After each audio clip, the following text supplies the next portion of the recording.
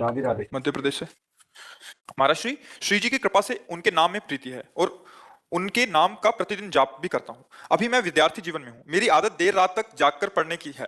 सभी के कहे अनुसार मैंने सुबह जल्दी जागकर पढ़ने का प्रयास लंबे समय तक किया, किंतु मन नहीं लगा। ऐसा मेरे और अन्य कई विद्यार्थियों के साथ होता है। महाराज जी, अपना मार्गदर्शन दीजिए। क्या भविष्य में इस दिनचर्या से शारीरिक और मानसिक स्वास्थ्य में बुरा प्रभाव पड़ सकता है, या मैं इसको ऐसे ही जारी रखूं, या एवं कै बजे तक सुबह जगते पढ़ने हैं? हेतु? 2:30-3 बजे रात तक। हाँ, आजकल तो इसे बच्चे जो अच्छी पढ़ाई कर रहे हैं वो ऐसा ही हमें बताए। जब 9 बजे उनका शौच स्नान आदि, तो प्रश्न 9 बजे आप क्यों जगते हैं, तो उन्होंने कहा कि 2:30-3 बजे तक तो हम पढ़ते रहते हैं।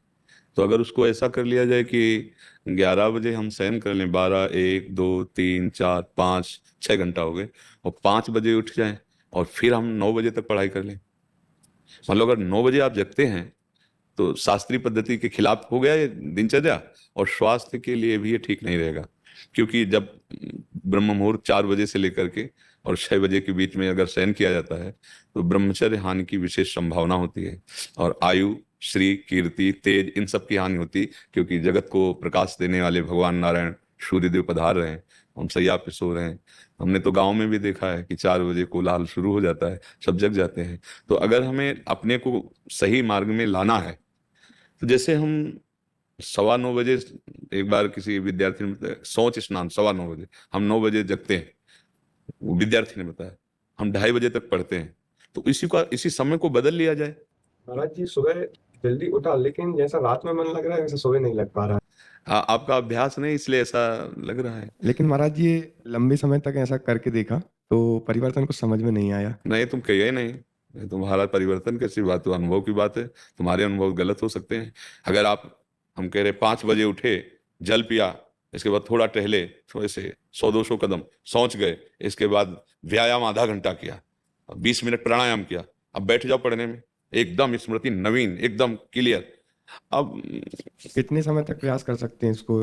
अरे जीवन भर प्रयास करना है, हम जीवन भर विद्यार्थी हैं। कोई पढ़ाई छूटेगी, कोई नौकरी मिलेगी, कोई किसानी, कुछ भी करेंगे, जीवन में एक दिनचर्या होनी चाहिए, सोने और जागने की एक लिमिट। जैसे एक बहुत व्यस्त शरीर है, उसके लिए 7 घंटे बहुत पर्याप्त है सोना, 6 घंटे वैसे पर्याप्त है, 7 घंटे।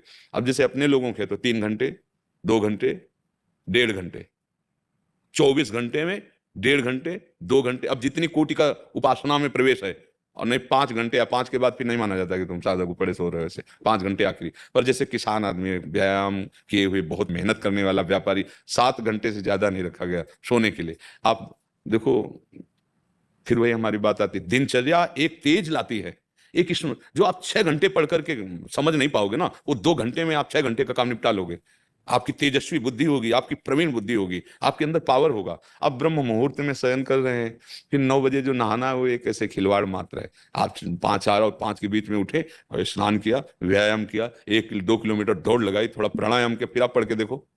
पर अभ्यास, अच्छा सात्विक भोजन, कुछ दिन अभ्यास। अब जैसे अपने लोग हैं, 1.5 या 2 घंटे एकदम फ्रेश, क्योंकि बचपन से अभ्यास किया, पूरा जीवन हो गया। अब उसमें 1.5-2 घंटे में आती है कि नहीं आती? कई कई दिन हो जाते हैं नींद नहीं आती। तो अभ्यास अगर किया जाए तो बहुत सुंदर दिनचर्या। हम तो कभी ये नहीं कह सकते कि सूर्य उदय हो रहा है आप शयन कर रहे हो, ये ठीक नहीं। कभी ऐसा हो जाए अचानक, वो बात अलग, लेकिन दिनचर्या ऐसी, आप 2:30 बजे तक जग रहे हैं, फिर इसके बाद आप, तो आपके स्वास्थ्य में भी फर्क पड़ेगा, आपकी बुद्धि में भी फर्क पड़ेगा, आपके तेज में भी फर्क पड़ेगा। आज हम बुद्धिमानी समझ रहे हैं धन कमाना, केवल भोगों को भोगना बुद्धिमानी समझ रहे हैं। यही बुद्धिमानी मानी जाती है। जैसे आके प्रश्नकर्ता ने प्रश्न किया था कि हम ऐसों को तो जो मांस खाते हैं, शराब भी पीते हैं, और अपने मतलब टाइम से यही टाइम 11 बजे जगना, ऐसा खूब ऐश्वर्यवान है, खूब मौज मस्ती से रहे, उनकी कोई परेशानी नहीं है। ठीक है, इसे तुम सुख मौज मस्ती समझ रहे हो। कुछ दिनों बाद शरीर छूटेगा, इसके बाद क्या रह गया? हर चीज यहीं रह जाएगी। ना तो तुम्हारे पास जितेंद्रियता है, ना भगवान नाम है, ना सत्य है, ना धर्म है। फिर बचा क्या? आए किस लिए थे? मानव जीवन केवल इसी के लिए। तो जितना तुम्हें डल्लब के गद्दे पर आनंद मिलता है ना, सुअर को कीचड़ में मिलता है। जितना तुम्हें अपनी भार्या पे, उतना उसको अपने संभोग में मिलता है। जितना तुम्हें अपने बच्चे प्यारे, उसको अपने बच्चे वैसे ही प्यारे। जितना तुम्हें सांसारिक सुख, वो वैसे बिष्ठा। तुम्हें रबड़ी रसगुल्ला जैसे अच्छा लगता है, उसको बिष्ठा और ये सब अच्छे लगते हैं। अंतर क्या रह गया? पशु में हमारे में अंतर क्या रह गया इतना? हमारा जीवन आध्यात्मिक जीवन, हमारा जीवन भागवतिक जीवन, समाज सेवी जीवन, तेजस्वी जीवन, भगवत प्रिय जीवन।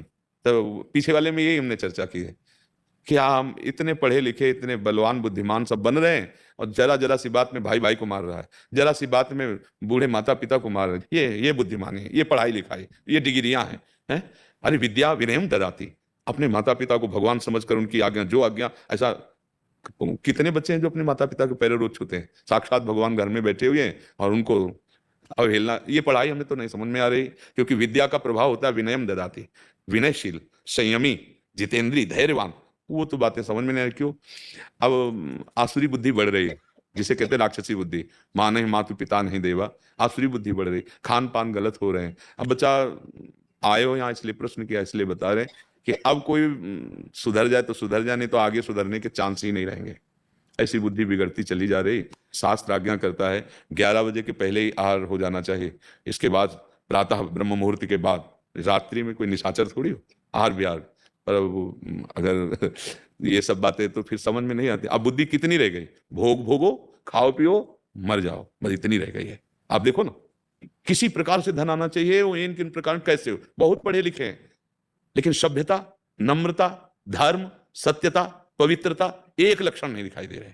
सुंदरता दिखाई देगी, बनावटी बाहर की, पवित्रता नहीं होगी। बुद्धि है, विवेक नहीं है, बहुत डिग्री है, लेकिन विनय और सभ्यता का लोप हो चुका है। ऐसे माता पिता से बुजुर्गों से बात करते हैं जैसे कोई पागल आदमी बात करता है। ऐसे अपने बुजुर्गों से ऐसी बात करो कि उनका हृदय लगे कि हमने खवा पिया के पढ़ा लिखा के बड़ा किया, तो कम से कम वचन से तो मृदु बोला जा रहा है, व्यवहार तो मृदु बहुत ही कम हो गया है। तो हमारी तो यही प्रार्थना है आजकल के बच्चे और आप निश्चित समझो, ब्रह्म मुहूर्त के जगने वाले का एक अलग तेज होगा, अलग विवेक होगा। जो संयमी होगा वही उन्नति, चाहे लौकिक हो चाहे पारलौकिक। आप पक्का समझ लो, जिसमें संयम नहीं है वो ना लौकिक उन्नति को प्राप्त होगा और न पारलौकिक। बढ़ रहे हैं ना गंदी बातें, वो सब जीवन को ह्रास करने वाली हैं। अब ये समझ में नहीं आएंगी, क्योंकि ना आहार शुद्ध है ना संग शुद्ध है। तो गोस्वामी जी ने इसीलिए कहा मन पचितई है अवसर बीते। अंतिम समय जब यहाँ से चलने का समय आता है, कोई नहीं होता, तब पछताना पड़ता है कि आए थे भगवान का भजन करके धर्म पूर्वक जीवन जीने के लिए, और ये सब क्या कर बैठे। अब समय नहीं रह गया, इसलिए हमें लगता है राधा राधा राधा, और अच्छे आचरण करो, कोई व्यसन मत करो, और कोशिश ऐसा करो। बिल्कुल महाराज जी, अपनी दिनचर्या में परिवर्तन लाने का प्रयास करेंगे। और व्यायाम जरूर करें, उससे जितेंद्रियता में सहयोग मिलता है। व्यायाम प्राणायाम से शरीर स्वस्थ, स्मृति एकदम पवित्र। वो तो बहुत दवाइयाँ और ये सब ऐसा चल गया। एक बार आप हम तुम्हें देख लें या एक बार आप हमें कोई बात बता दो, आप 10 वर्ष बाद पूछ लेना, वो दिमाग में टेप हो जाती थी। अब तो मतलब बहुत, अब ये एलोपैथिक सिद्धांत से ही डायलिसिस और उसकी औषधियां सब नहीं, कभी हमने टेबलेट नहीं पाए पीछे। एक बार सुना दो, केवल कोई भी बात आपको बता दो, हमारे दिमाग में टेप हो जाएगी।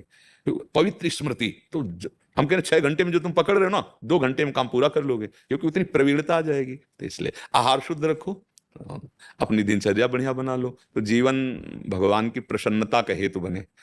हाँ, वो अगर प्रभु प्रसन्न है तो जा पर कृपा राम की हुई, ता पर कृपा करे सब कोई। हमारा तो बस हृदय का भाव यही है, जो हम आप लोगों को समय देते हैं, कि किसी तरह आप ये समझ जाओ कि आप कितने अमूल्य समय को कहाँ नष्ट कर रहे हो। एक बार हम सत्संग में भी कहा, जैसे आप 50 वर्ष संपत्ति कमाए, 50 वर्ष का समय दे करके, अब आपकी आखिरी श्वास है, और वही 50 वर्ष की संपत्ति पूरी देके एक श्वास बढ़वा लीजिए, नहीं बढ़ेगी।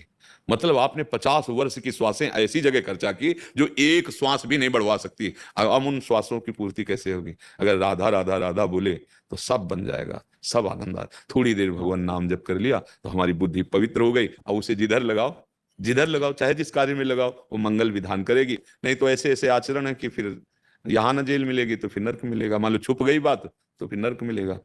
हाँ, दंड तो अवश्य में भोक्तव्यम, भगवान कह रहे अवश्य में भोक्तव्यम कृतम कर्म शुभाशुभम। जी।